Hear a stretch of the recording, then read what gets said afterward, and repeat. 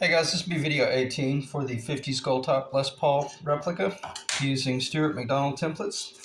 And I'll only have two high points to cover in this video, and they're both related to just fitting the neck to the body.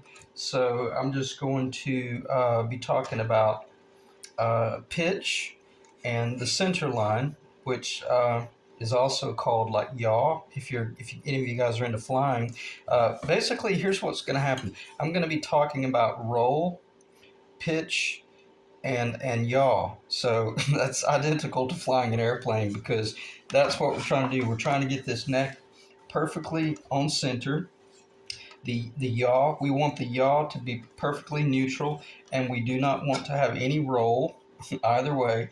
And then what's it, a roll, pitch, and yaw, and then we want to make certain that we have the correct pitch. Well, we shouldn't have to worry about the pitch, because if we did a good job starting at that flat plane, then we routed down and created a bottom. So that should have defined our pitch from the very beginning weeks ago. So now all we got to do is verify, like we already did, that our yaw, or our center line, is correct, which we did. I've already covered that in the past videos about how you can run a straight up edge up either side of the tenon, and then compare those little marks to the center. And then if you've got a problem, check your neck and see if your neck is true. And if you know your neck is true, check your body, because your router might have gotten off a little bit. Wherever the problem is that you find, this should have already been addressed weeks ago. But clean it up at the body.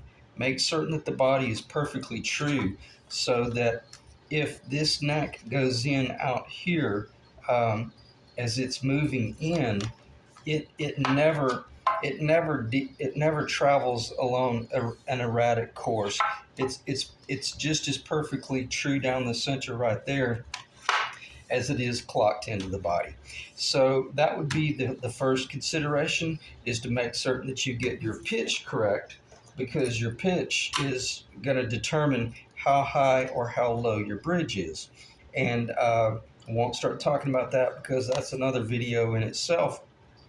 And all of that will vary just based on, like I had mentioned, well, if we're building a penguin, or if we're building a Gretsch or a Silverjet, this bridge is going to be atop a wooden base, and it's going to be much higher. But we're not building a jet, or a penguin, or a duo jet, or whatever they call them, or a Silverjet. We're building a Les Paul. So let me stay on point here and talk about Les Pauls, which is nice and flat. So now that we've got our pitch under control, we're on center, leave it alone.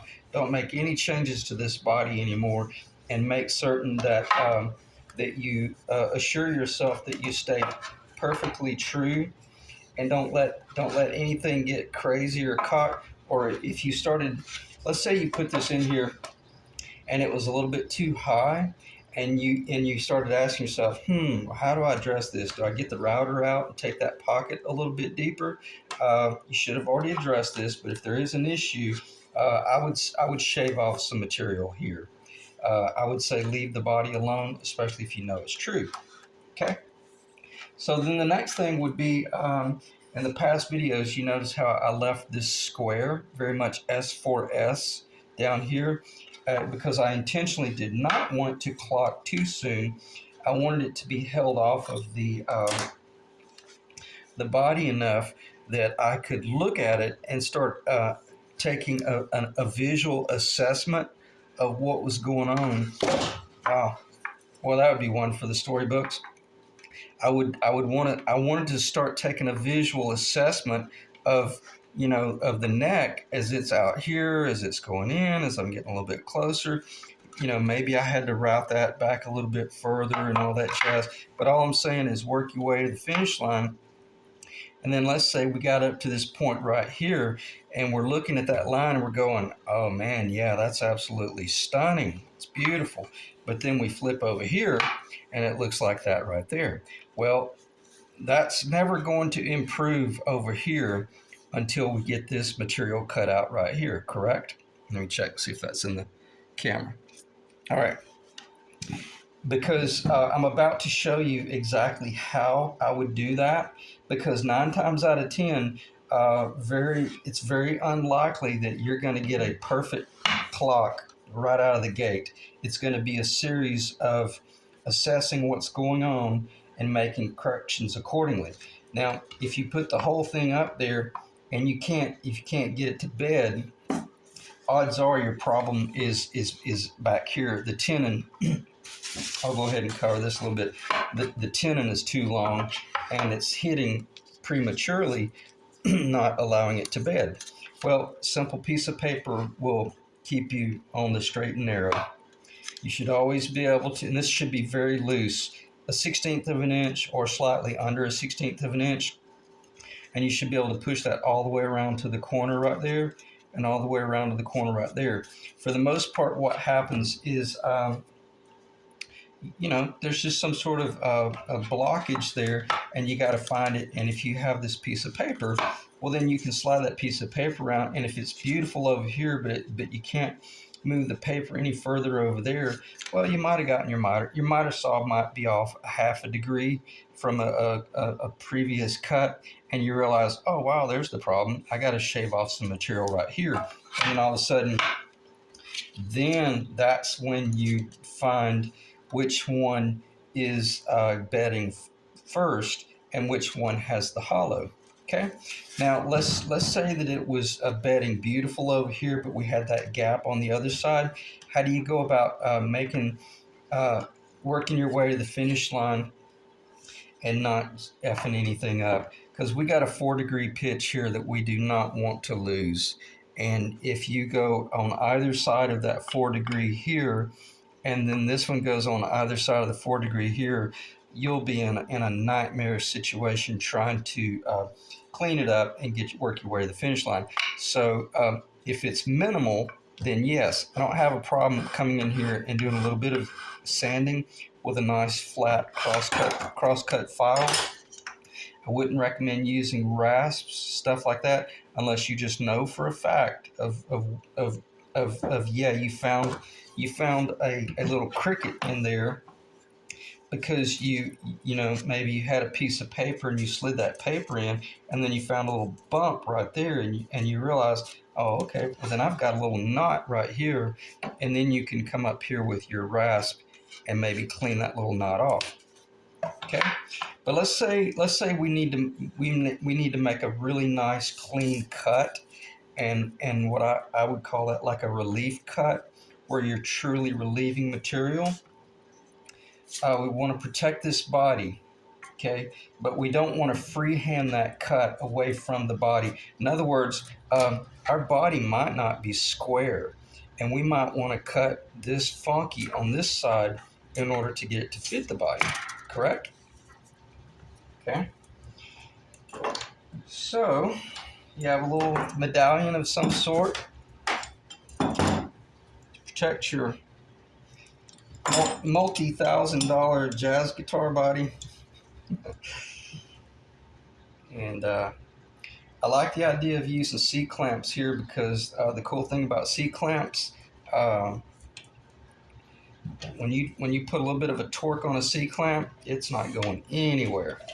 Okay, and then what you want to do, I'm not going to do it, but then this is where you want to make contact with it with your saw. I'm going to turn this to that edge right there and really plant yourself, and then make a very focused, clean, precise cut. Don't be timid with this at all. Take about 10 minutes to do this by hand and just work your way down. And don't just cut a little bit of it and then anticipate coming back in then with the rasp on the inside.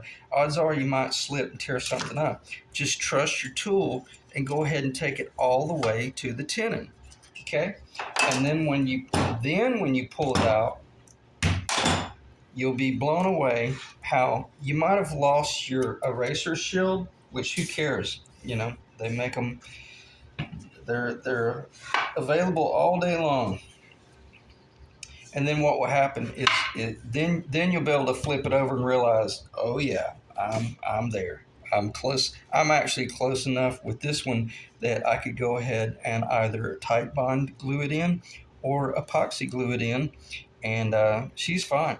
I'm going to run a router across this ledge and clean that heel up later on, but that's a different story for a different song, so talk about that in another video. But the most important part is that we take advantage of the fact that our platform, our pitch, and all that jazz is true. So all we're having to do is just determine which side of the neck heel that we have to shorten in order to get her to bed out real nicely. If you were doing a paint grade guitar, you could get it up to a point like if this was going to be a Les Paul custom where it's going to be a Black Beauty, I might consider just letting the black tinted epoxy squeeze out right there.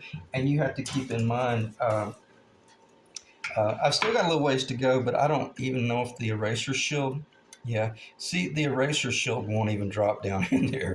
So truth be known, this one's actually, it's dropping in just a little bit on that corner, and that's got to be addressed because this is a stained gray guitar. I don't want to see a real dark line right there. I want to see it go from mahogany to mahogany. So what does that mean? I got to do just a little bit more sanding over here. And how would I do that? Again, using the body. Let me just do it. 120.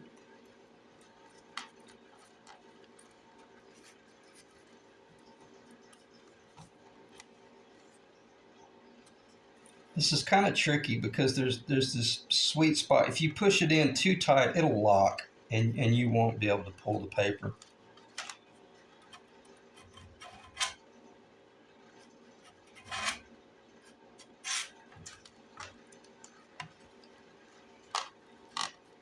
Again, it's a lot easier to do this off camera on my low table over there than it is on camera. But basically, you know, you just do that. Excuse me. You'd be surprised. Sorry. One or two pulls with that baby right there, and it will reveal a beautiful fitment. Now, if you do have to sand a little bit of material right there, odds are you're going to have to follow up with just one little kiss to make certain that you level that area, and you know, just bring it in for a landing. And then I hope that's on the camera. I'll try to keep my hand out of the way. Let me make sure I'm clocking.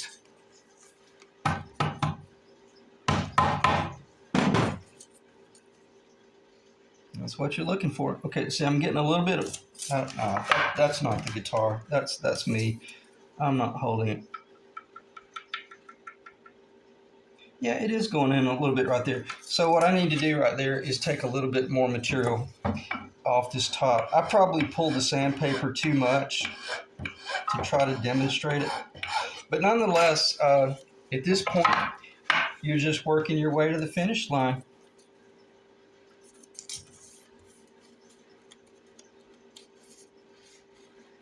Okay, the paper's not going up in there. Except right there on the bottom, there's a little bit. But nonetheless, again, I'm not finished. So I've still got a little bit of a gap right here. So what does that tell you? I got to do just a little bit more sanding over here and shaping over here. And it looks probably like what's going to happen is the shape work is going to be on the top portion. So I'll kind of do a little bit of sanding like this. And then just start, you know, watching it come together. So, and the cool thing about, you know, the fact that we had that platform and all that centerline work addressed very early on, the only thing we're having to worry about is this line here, and this line is just by default is going to be, it's going to fall in line with, it's going to be just as important as those two, because as you start shaping here, well, then you'll have to relieve a little bit of material, and you might have to. I'm going to exaggerate, and you might have to sand a little bit more on one side, but really be careful about working your way to the finish line right here, because this being stain grade, if you end up with a gaping gap right there, uh, basically the only solution at that point is going to be some sort of cap. And if you want to know the truth, I love doing a cap on a guitar. I hate an open heel like that. They're a nightmare, because it's bad enough to have to deal with all this other stuff. And that's why I always like. I think it's. I know Gretsch does it on most all their guitars, but they'll come in with this real groovy little cap, that's gold, or just like the penguin, or you could just do like a black. Or if you're doing a really high-end guitar, you might cap it with a piece of ebony, and then maybe put your initials in that cap. And again, that's one of those engineered items that lets the consuming public know this is not an authentic 1950s what, and this is a custom built guitar, even though it might look near identical in other respects. Little things like that really mark the territory and keep everyone honest. Okay. Check the time. All right, I think what I'm going to do, let me pause the video, regroup, and determine what it is I want to talk about from here on out, because I don't want this to be a very long video. Okay, I think we should be able to finish the video in this section. I think at this point, the most important thing to do is to, I'm not sure if I showed the headstock yet, but hold off on doing any more finish work until you get this 100% finished. But don't get excited once you do get this 100% finished and then glue the thing in, because it'll be a nightmare trying to handle the whole guitar as you're drilling for tuners and shaping all this other stuff and all that jazz, because you don't want to be using this body as the table that holds the neck as you're doing the rest of this work.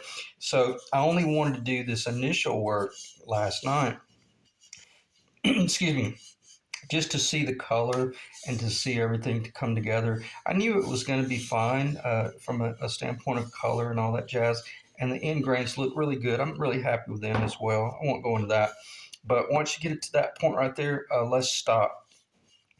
Don't do any more work, because once you put this up in here, if this is a little bit tight and you're hesitant about loosening it up a little bit, well, you can take your dead blow hammer or like a rubber mallet and reach down here and just kind of build the guitar, because it's not a finished guitar yet, and you want to be able to bump on things and make certain that you're bedding well, because in other words, you don't want to be real ginger with it. And then once you get that point up there, you might realize that, oh yeah, I need to do this or I need to do that. Then you can clean up that point to the point where then you're clocking everything by hand, and you don't need that tool anymore, because you just don't. You've passed that threshold.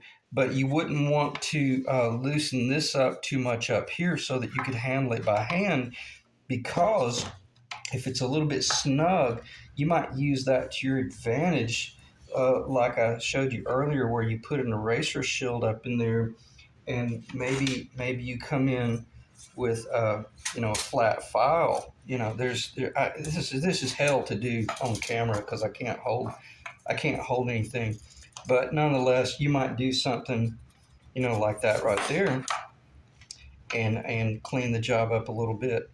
And if it's nice and tight, that helps you hold it in place. Okay, so use the guitar to your advantage, but then once you get to a certain point, then start loosening it up, because you want to have the ability to move it in and out with ease, because if not, you get yourself in trouble, and you might put a dent in it if otherwise. In other words, you don't want to be prying it apart with a chisel or any of that kind of silly stuff. So anyway, I'll end the video right there. There's really nothing else to talk about other than it's about to come together extremely quickly. But now that I've got that set, or I'm not there yet, but once I get that set, I'll put the body to the side, and that's where I will really change gears and pretty much finish the headstock. It'll be really close to finished, or at least to, like this point right here, where maybe it needs to be painted, but nonetheless, all the tuner locations are drilled and things like that. And you know that you're happy with the guitar that you've got. The thicknesses are correct, the taper is correct, the pitch is correct. If there was any sort of issue, you found it and you cleaned it up.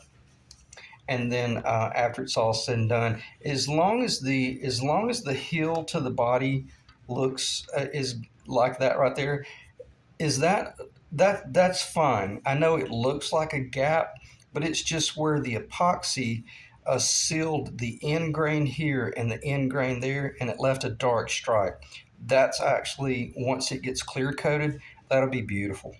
So anyway, just that's building the guitar. And what's kind of frustrating is the bulk of building a guitar.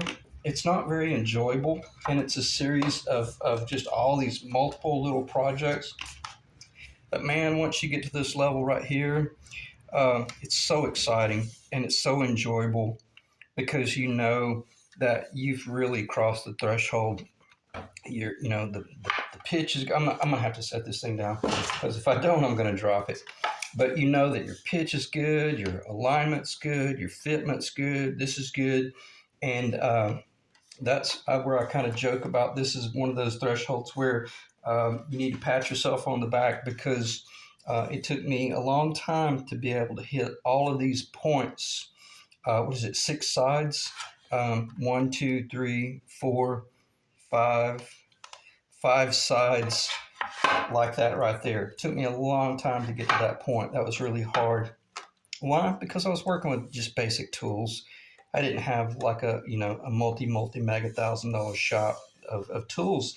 And if you're doing this stuff by hand, you just try to keep it true and straight. And if you run into a problem, well, that's what shims are for. So anyway, I'll end the video right there. Appreciate you guys checking in. I hope this wasn't a waste of anybody's time. But if anything, just showing you how to use that C-clamp and hold that neck in place while you cut it. It's so much easier than trying to, hold this thing in your lap with a file or a rasp or sandpaper and crap like that. Because once you make a little bit of a mistake here, well, then it starts compounding somewhere else. And then the next thing you know, your neck is a 1/16 of an inch further into the body than you really wanted it, and now your now the nut location that you had engineered is now moving up another 1/16 of an inch, and it starts getting you in major trouble to where the nut is out here, but it's way high, and it may seem like I'm being melodramatic here, but man, that's something you don't want to see. You don't want to see the nut out here and it literally a 1/2 of an inch height. So it needs to be back here, nice and sweet, and a real low profile. Okay. So just realize that everything you do in one location could have a substantial effect on another one. Okay. And I'll end the video there. And again, I appreciate you guys checking in. I hope it wasn't negative there at the end, but just think about everything because it's so frustrating when you miss something and then you realize that it's going to be visual and you'll always see it. So anyway, appreciate you checking in. I'll see you guys in the next video.